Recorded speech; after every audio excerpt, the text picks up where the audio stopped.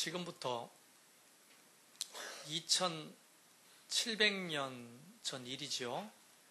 정확하게 말하면 BC 722년에 아수로의 살만 에셀 왕에 의해서 북이스라엘이 멸망을 당합니다. 남유다는 바벨론 왕이었던 느부갓네살 왕에게 BC 586년에 남유다가 완전히 멸망을 당합니다. 그리고는 포로로 끌려갑니다. 그때 당시에 바벨론의 정책은 이런 거였죠. 식민지를 삼은 나라에 왕족, 귀족, 배운 사람들, 지도자들을 몽땅 데리고 포로로 끌고 가는 거예요. 왜냐하면 민중들을 선동해가지고 또 반정부 또 내지는 또 게릴라전을 하거나 또 내지는 데모를 하거나 또 소요 사태를 일으키거나 그러지 못하도록 아예 지도자 될 만한 사람들은 다 끌고 바벨론으로 갔던 겁니다. 그런데 나중에 시간이 지나서 이 바벨론이 망합니다. 바사왕 고레스에 의해서 이 바벨론이 멸망하는데요. 그때가 BC 539년입니다. 연도는 별로 중요하지 않습니다. 근데 뭐 기억도 못 하시겠지만 근거가 있다는 얘기예요. 제가 지금 내 멋대로 얘기하는 게 아니라는 걸 지금 어필하고 있는 거예요. 연도가 중요하겠어요? 근데 바사는 그냥 일반 세계사에 보면 페르시아를 말합니다. 페르시아 제국. 그 페르시아 제국의 고레스 왕에 의해서 바벨론이 멸망하게 되는 거죠. 자, 그러면 끌려갔던 이스라엘 백성들이 이제 뭔가 어떻게 되겠죠? 근데 바벨론의 정책과 페르시아의 정책은 달랐습니다. 바벨론은 지도자를 실을 마르게 다 빼가와가지고 포로로 삼고 있었지만, 볼모로 삼고 있었지만, 그러니까 어떤 게 안 되냐면 이 조공을 바치는 게 안 되는 거예요. 식민지로 삼은 나라들은 뭐 양이나 소나 아니면 또 내지는 돈이나 재물이나 이런 것들을 정치적으로 잘 이렇게 해가지고 갖다 바쳐야 되는데 머리 돌아가는 사람들은 다 빼오니까 정치를 못하는 거예요. 그러니까 경제가 부흥이 안 되는 거예요. 그러니까 이 바벨론에 조공 바치는 것을 못하는 거죠. 이 페르시아는 이 머리가 잘 돌아가는 거예요. 이럴 게 아니고 속국으로 삼았던 주변 국가의 백성들을 본국으로 돌려보내는 정책을 합니다. 돌려보내서 뭘 하라는 겁니까? 정치를 일으키라는 거예요. 경제를 부흥시키라는 겁니다. 그러면 그 사람들이 정치를 잘하고 경제를 부흥하면 조공을 바치라고 말하면 많이 바칠 거 아니에요. 이제 페르시아는 그런 정책의 일환으로 70년 동안 포로로 끌려있던 이스라엘 백성들을 본국으로 보냅니다. 그때 이 고레스 2세가 조서를 줍니다. 조서를. 어떤 조서냐면 너희들이 본국으로 돌아가거든 이스라엘 백성들은 성전 중심으로 정치를 하고 성전 중심으로 먹고 산다고 들었는데 그러면 그게 필요하면 성전을 건축하고 사회를 재건해라. 이렇게 조서를 만들어서 왕의 어명이 내려지는 겁니다. 그런데 주변 국가들 때문에 이 조서가 실행이 옮겨지지 않습니다. 특별히 앞에 그 아수로 정책 때문이죠. 이 아수로 살만 에셀은 북이스라엘을 멸망시키고 그 사마리아라고 하는 지역의 아수로 사람을 강제 이주를 시킵니다. 왜 그랬을까요? 거기 들어가서 이스라엘 사람들과 결혼해서 애를 낳으라는 겁니다. 그러면 어떻게 됩니까? 혼족이 되죠. 정통성이 무너지는 겁니다. 언어가 바뀌고 문화가 바뀌고 종교가 바뀌는 겁니다. 그러면 아수로 입장에서는 막 이렇게 이제 혼혈이 되면 자기를 따라오기가 쉬우니까 그렇게 만든 거예요. 그런데 그때 당시에 남아있던 이스라엘 백성들이 나는 죽어도 못한다고 아수로 사람하고 이방인들하고 결혼을 못한다. 홧김을 확 죽어버린 사람도 있고 정말 그 혈통과 믿음과 신앙을 지키기 위해서 투쟁을 했는데 많은 사람들은 옛날에 우리나라 일본 강점기 때처럼 먹고 살라고 생명을 부지하려고 할 수 없이 일본 사람들과 결혼한 사람들 있잖아요. 사연이 다 있을 거예요. 그냥 도매급으로 다 비판할 수가 없지만 그러나 그때 당시에 조선 사람들은 그런 사람들을 향해 매국노라고 친일파라고 손가락에 했던 것처럼 그때 당시에 이스라엘 백성들은 정통 유대인들은 그 사마리아 사람들을 손가락질하면서 욕하기 시작했던 거예요. 어떻게 욕했냐면 개돼지라고 했어요. 개돼지. 정말로. 그래서 사마리아 사람하고는 상종도 안 했던 겁니다. 그게 700년이 지난 이후에 예수님 시대 때도 사마리아를 지나가지도 않았죠. 유대인들은. 돌아가곤 했습니다. 왜냐하면 그 더러운 땅은 내가 발도 안 딛겠다는 거예요. 그런 어떤 분위기가 있었습니다. 그러니까 이 사마리아 사람들은 아수르나 또 주변 국가에 또 이렇게 보호를 받고 있었기 때문에 유대인들이 이제 이쪽으로 다시 와서 성전을 짓고 정치가 회복되고 경제가 회복되면 사마리아의 어떤 권력이 위축됩니까? 안 위축됩니까? 위축되죠. 그러니까 그걸 회방하기 시작하는 거예요. 특별히 대표적인 인물이 오늘 산발락과 도비아입니다.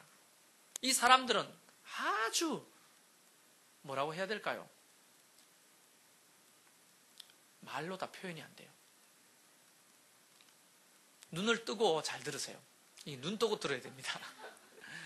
너무 심취하지 마십시오. 산발락과 도비아한테. 이 산발락과 도비아가 가진 방법을 다 동원해가지고 이스라엘 백성들을 방해합니다.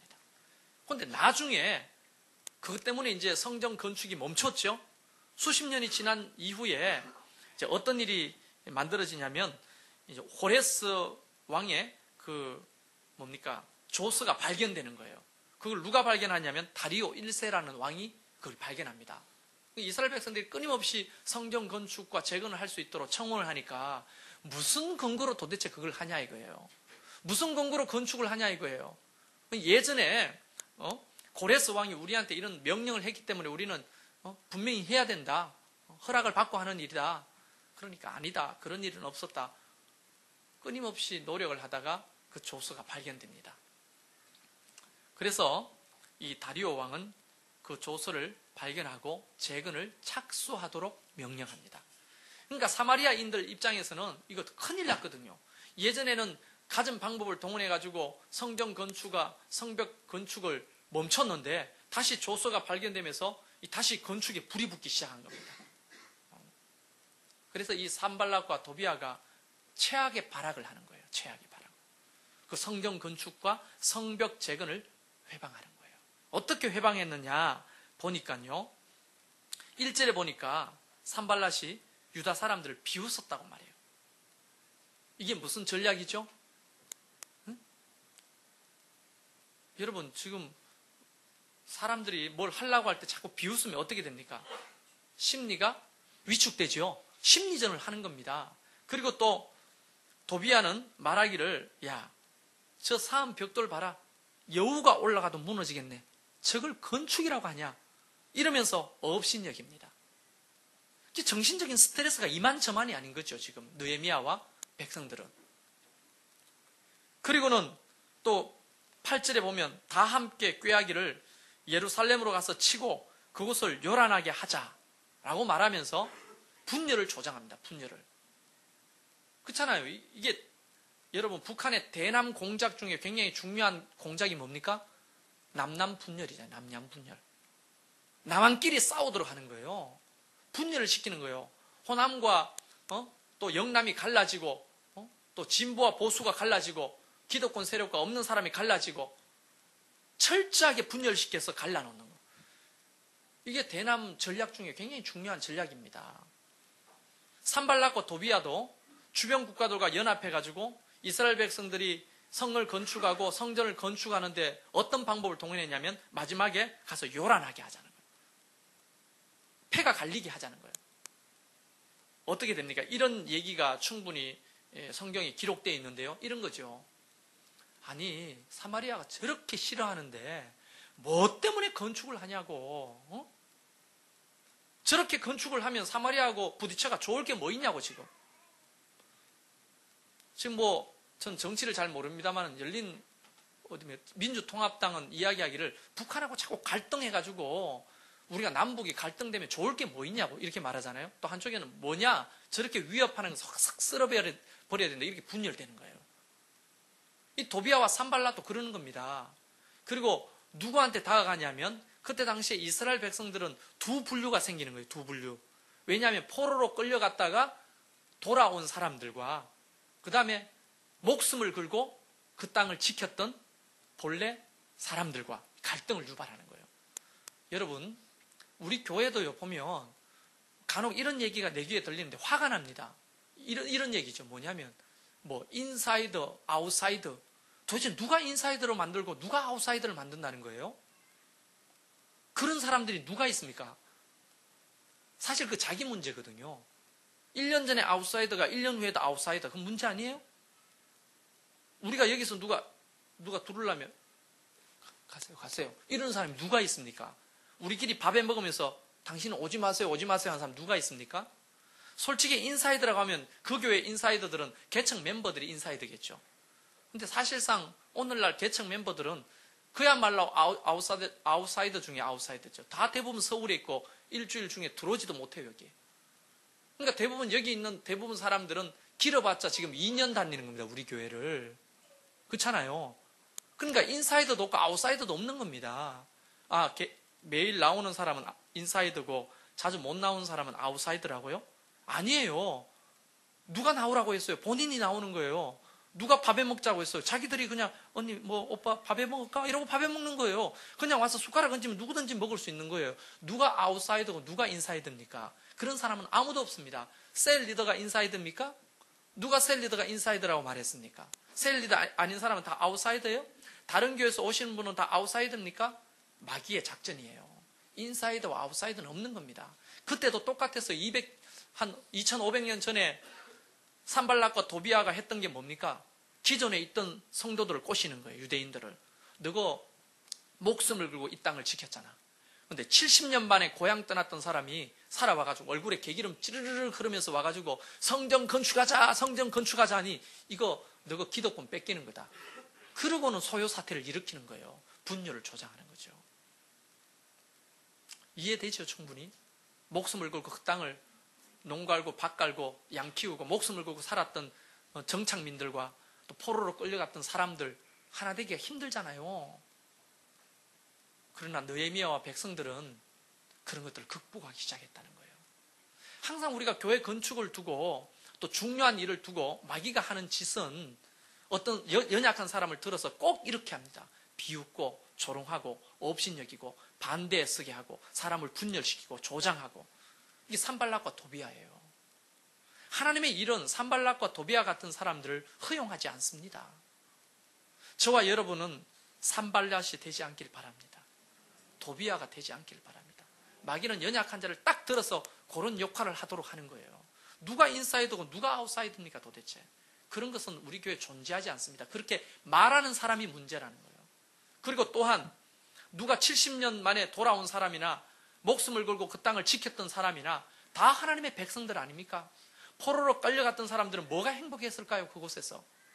언어가 다르죠. 우상 숭배 앞에서 정말 문화가 다른 그곳에서 핍박받고 목숨을 부지해서 겨우 돌아온 사람이나 그곳에서 목숨을 지키고 자기 조상의 땅을 지킨 사람이나 사실은 업적은 거의 비슷한 겁니다. 분열할 이유가 아니라는 거예요. 이렇게 느헤미야가 총독으로 돌아와서 성벽을 재건하고 성전을 재건하려고 할 때 산발락과 도비아 이런 무리들이 그것을 회방하는 거예요. 이거는요 2700년 전뿐 일이 아닙니다. 교회도 마찬가지입니다. 교회도. 제가 수많은 교회 건축을 지켜보고 이야기를 들어봤잖아요. 24년 동안 사역하면서 얼마나 많은 얘기를 들었겠어요. 지난번에 있었던 제가 섬겼던 교회도 제가 있을 때 건축을 했거든요. 정말 말도 많고 탈도 많고 갈등도 많고 마귀가 얼마나 힘들게 하는지. 하나 되는 게 그렇게 힘들어요. 그래서 건축은 어떤 의미에서는 영적 전쟁입니다. 영적 전쟁. 지난주부터 우리가 건축이 시작됐는데요. 모든 성도들이 깨어 기도해야 됩니다. 이거. 그냥 목사님이 알아서 하겠지 이게 아니에요. 느헤미야와 또 지도자들과 백성들이 어떻게 연합하는 줄 아십니까? 그럼에도 불구하고 그들이 9절 말씀에 보니까 우리가 우리 하나님께 기도하며 그렇게 외부에서 공격이 있고 우리를 분열시키게 하고 소요를 일으키게 하고 문제를 일으킬 때 가장 그들이 먼저 반응했던 것이 뭡니까? 기도했다는 거예요. 기도. 그때나 지금이나 기도는 가장 유효한 방법 중에 하나입니다. 믿으십니까? 영적 전쟁에 가장 강력한 무기는 기도밖에 없어요. 기도. 저는 성전 건축을 시작하면서 여러분이 기도로 반응하기를 바랍니다. 기도. 기도해야 돼요. 알아서 하겠지. 세월은 막 손살같이 흘러갔죠. 그리고 어느 날 여러분은 이런 광고를 듣게 될 겁니다. 다음 주에 이제 성전을 이전하도록 하겠습니다. 그러면 여러분 중에 누군가는 벌써 이전하나? 한 번도 기도하지 못했는데? 이런 사람이 한 사람도 없기를 바랍니다. 여러분 기도로 반응하십시오. 기도로. 그리고 또 그들을 보십시오. 그들이 14절에 보면 내가 돌아본 후에 일어나서 귀족들과 민장들과 남은 백성들에게 말하기를 너희는 그들을 두려워하지 말고 지극히 크시고 두려우신 주를 기억하고 너희 형제와 자녀와 아내와 집을 위하여 싸우라. 이 말은 그들이 마음으로 영적으로 연합하기를 시작합니다. 우리가 싸울 것은 우리 내부의 갈등이 아니라는 겁니다. 내부의 갈등이. 그들을 두려워하지 말고 하나님을 두려워하고 하나님을 기억하고 의지하라는 겁니다. 여러분, 하나님이 원하시는 일은 사단이 이길 수가 없습니다. 하나님이 작정하신 일은 무슨 일이 있어도 하나님이 그 일을 하십니다. 할렐루야. 우리가 다 하나님을 거부하더라도 하나님은 돌들을 들어서도 아브라함의 후손을 만들 수 있는 분이에요. 우리가 찬송하지 않고 하나님을 높이지 않아도 돌을 들어서 소리 지르게 하실 수 있는 분이 하나님이십니다. 하나님은 하나님이 작정하신 그 일은 반드시 하시는데 그 거룩한 파도에 내가 올라타서 함께 하느냐 아니면 산발락과 도비와 같이 반대 세력에 서서 갈등을 조장하느냐 이 역할이 차이일 뿐입니다. 이제 성도들이 함께 연합하는 거예요. 그리고 또 그들을 보면 21절과 22절을 보면 우리가 이같이 공사하는데 무리의 절반은 동틀 때부터 별나기까지 창을 잡았으며 그때 내가 또 백성들의 말하기를 사람마다 그 종자와 함께 예루살렘 안에서 잘지니 밤에는 우리를 위하여 파수하겠고 낮에는 일하리라 하고. 여러분, 그들이 했던 것은요 바로 역할 분담이었어요. 어떤 사람은 어떻게 해요? 창을 들고 산발락과 도비아의 군대가 쳐들어오지 않나 지키는 사람이 있고, 어떤 사람은 그 지켜주는 안쪽에서 성벽을 재건하고 성전을 재건하는 공사하는 사람들이 있고, 또 어떤 사람은 부녀자들은 어떻게 했어요? 음식을 해가 나르면서 그들의 공사가 진행되도록 또 헬프로 돕는 사람들이 있고, 어떤 사람들은 밤낮 옷을 벗지 않고 긴장감을 가지고 이것을 진행하는 동안 깨어 있었다는 겁니다. 며칠 동안 그랬냐면 52일 동안입니다. 모두가 다 안 된다고 하는 것이 52일 만에 성전이 재건되거든요. 52일. 그래서 저도 목표가 52일 만에 성전 건축을 하는 겁니다. 네, 왜 우습습니까? 딱 6월 20일입니다. 6월 20일 수요일 날 오늘로부터 시작하면 52일 되는 날이거든요. 너무 성경적으로 따라하려고 하는 거 아닙니까? 하는데 실제로 그때 사실 비워줘야 돼요. 여기를. 가야 돼요. 계약 만료일이 그때쯤입니다. 제가 정한 게 아니고 어떻게 따지고 보니까 52일 후가 이거 이제 다른 교회에 내주고 우리가 저쪽으로 옮겨가야 돼요. 우리도 52일 만에 이 일을 해야 되는데요. 문제는 우리가 얼마나 역할 분담을 잘하고 연합하느냐에 따라 아마 이 일이 성공하느냐 또 내지는 실패하느냐가 달려 있을 겁니다. 어떻게 연합하고 어떻게 역할 분담을 하죠? 우선은 저를 목사로 불러 세워주셨으니 저를 신뢰하십시오. 알겠죠? 네, 저는 노가다를 해본 경험이 별로 없습니다. 예전에 21살 때가 노가다 하루하고 몸살 나가 못 나갔거든요. 근데 한 달 후에 노가다 비용 4만 원을 붙여주더라고요. 그게 노가다 한 게 답니다. 그리고는 2년 전에 이곳을 우리 전도사님들하고 노가다 하면서 이제 건설을 했죠. 건설이 아니고 건축을 했죠. 리모델링을. 이제 세 번째입니다, 사실. 저는 경험도 없고 아무것도 몰라요. 그러나 중요한 것은 영적으로 하나님이 어떤 그림을 그려서 이것을 건축해야 될지에 대한 그림은 주십니다, 저한테. 예. 그러면 그 그림을 제가 또 스케치를 내가 그렸거든요. 제가 오늘 보여드리려고 하는데 부끄러워서 못 보여드리겠어요. 그래서 좀 그림하는 사람한테 색칠을 요구했더니 너무 바빠가 못한다고 어제 12시에 전화가 와가지고 그러면 뭐 할 수 없지 뭐 이러고 말았는데요. 나중에 그림을 한번 보여드릴게요. 근데 그렇게 그림을 그리면 이제 여러분이 그 일을 함께 해가는 거죠. 함께. 저는 여러분이 적어도 3가지로 반응했으면 좋겠어요. 첫째는 기도로 반응하십시오. 그리고 3장을 우리가 읽지 않고 건너뛰는데요. 3장을 1절부터 쭉 읽어보면요. 그 예루살렘 무너진 성벽은 문이 12개가 있습니다. 12개. 동서남북으로 3개씩 12개가 있는데요. 그 성문도 다 불에 타 없어지고 성벽도 다 무너졌으니 그걸 건축해야 되는데 여기 보면 1절, 2절만 한번 읽어볼까요? 그때 대제사장 엘리아십이 그의 형제 제사장들과 함께 일어나 양문을 건축하여 성별하고 문짝을 달고 또 성벽을 건축하여 함메아 망대에서부터 하나넬 망대까지 성별하였고 그 다음은 여리고 사람들이 건축하였고 또 그 다음은 이머리의 아들 사꿀이 건축하였으며 이렇게 양문, 어문, 옛문, 골짜기문, 분문, 샘문 이런 문들 중심으로 모든 사람들이 동원돼 가지고 어떤 사람은 벽돌을 쌓고 어떤 사람은 벽돌을 나르고 어떤 사람은 문을 달고 어떤 사람은 색칠을 하고 어떤 사람은 빗장을 만들고 고리를 치고 모든 사람들이 다 동원해서 반응하는 거예요. 모든 백성들이 쥐고절을 막론하고 다 동원해 가지고 이걸 하니까 52일 만에 이 거대한 건축물이 완성되는 거거든요. 우리 교회의 일도 마찬가지입니다. 여러분 아이나 어른이나 누구나 상관없이 우리가 반응해야 되는데 기도로 반응하시고 또 이런 사람 있잖아요. 나는 기도도 어떻게 하는지 잘 모르겠고 근데 내 주변에 남는 게 돈밖에 없네. 그럼 돈으로 재정으로 헌금하면 됩니다. 그리고 난 돈도 없고 기도도 못하겠어요. 남는 건 힘밖에 없어요. 오세요. 오시면 이제 그 일을 함께 하는 겁니다. 기술이 있어서 하는 게 아니라 벽돌이라도 한 장 나르고 옆에서 보조하고 지켜주고 도와주고 이래주면 되죠. 전혀 할 일이 없으면 그냥 잘했어요. 좋아요. 정말 수고하셨어요. 이것만 해도 힘이 되는 거죠.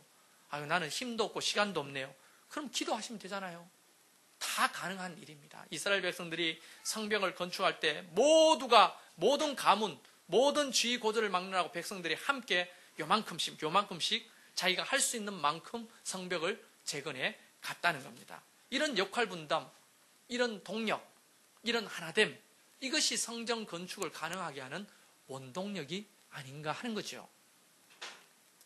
그리고 특히 마음에 와닿는 게 뭐냐면 우리 아까 읽었던 14절에 보면 너희 형제와 자녀와 아내와 집을 위하여 싸우라는 겁니다. 그 근거가 뭡니까? 왜 이렇게 깨어 기도해야 되죠? 왜 이렇게 재정을 투자해야 되죠? 왜 이렇게 노동을 해야 되죠? 누구를 위한 겁니까? 형제와 자녀와 아내와 내 집의 자녀들을 위해서 하는 겁니다. 사실은 저와 여러분 자신을 위해서 이 일을 하는 겁니다. 목사를 위해 합니까, 그거? 성전 건축이 목사의 야망입니까? 여러분, 저는 성전 건축하다가 돌아가신 목사님들 이야기 많이 들었습니다. 성전 건축하다가 암병 걸려가지고 병들어 사역을 못하시고 몸져 누워 계시다가 돌아가셨다는 분 많이 들었어요. 얼마나 이게 스트레스 상하는 일인 줄 아십니까? 이걸 왜 합니까? 제 꿈일까요, 이게? 그 이유는 예배 마치고 나가셔서 보시면 알 겁니다. 우리 아이들이 천막 속에서 이 더운데 예배합니다. 비가 오는 날 천막에서 물 떨어지는데 맞으면서 예배하고 있어요. 우리의 자녀들을 위해 하는 거예요. 여러분의 아내들을 위해서 하는 겁니다. 저 뒤에 보세요. 닭장도 아니고 공기구멍 하나 안 통하는데 유리벽 안에서 아이들과 빼곡하게 앉아가지고 얼마나 답답한 줄 아십니까? 애가 방귀고 똥 싸기만 하면 그 냄새가 진동합니다. 여러분의 아내들을 위해서 하는 겁니다. 내 며느리들, 딸을 위해서 하는 거예요. 내 자신을 위해서 하는 겁니다. 누구를 위해서 하는 게 아니에요. 우리 자신을 위해서 함께 하는 거예요. 이스라엘 백성들은 그것이 합의가 되니까 모두가 합심하여 52일 만에 그 일을 행했다는 겁니다. 저는 소망합니다. 저와 여러분이 저와 함께 연합되기를 바랍니다. 여기서 아웃사이더라 하면서 스스로 자기를 왕따시키는 자가 없기를 바랍니다. 모두가 다 기도로 반응하고 물질로 반응하고 노동으로 반응해서 멋진 성전을 우리가 만들어가면 좋겠습니다. 제가 4군데 업체를 선정해가지고 견적을 받았어요. 이거 이렇게 하려는데 얼마쯤 듭니까? 제일 저렴한 데가 1억 2천 달라고 했어요. 1억 2천. 이 토목 공사비 빼고. 그러니까 한 1억 5천 든다는 말이에요. 제일 저렴한 데가. 제가 그렇다고 좋은 걸로 견적을 내라 했겠습니까? 대부분 판넬로 견적을 낸 게 그렇습니다. 판넬로. 그래서 결정했어요. 제가 직영하기로. 이제 제가 52일 동안 업자가 되는 겁니다. 저 말리지 마십시오. 그리고 함께, 여러분과 함께 직접 사가 오가지고 주문해서 우리가 하고 또 못하는 건 전문가를 불러서 월급 주면서 그 일을 시키고 하면서 이 성전을 건축하려고 하는 거예요. 그러면 제 생각에는 뭐 훨씬 더 저렴하게 할 수 있을 거라고 예상이 됩니다. 근데 이게 힘나게 좀 해주세요. 저를 박수 쳐주시고 잘한다 해주시고. 내가 이 지금처럼 설교 시간 웬 박수입니까? 그러는 게 아니고 힘나게 해달라는 거예요. 산발락과 도비아가 많으면 많을수록 이 일은 힘들 겁니다. 모두가 함께 이 일에 동참해서 여러분 제가 그렇게 호락호락하진 않습니다. 아마 멋진 예배당이 될 거예요. 여러분이 상상을 초월하는 그런 멋진 예배당이 될 겁니다. 비록 뭐 그런 저렴한 판넬을 사용해서 얼기설기 짓는 거지만 정말 은혜로운 예배당이 될 겁니다. 제가 약속을 하죠. 우리 하나님은 실수하지 않습니다. 내가 업자가 아니고 거기에 대한 문외한이라도 하나님이 지혜를 주시고 능력을 주실 줄로 믿습니다. 우리가 함께 3가지로 반응하는, 그래서 52일 만에 우리도 이스라엘 백성들처럼 그런 멋진 일을 하나님 앞에 봉헌해 드리도록 우리가 함께 힘쓰기를 주의 이름으로 축원합니다. 우리 잠깐 기도합시다.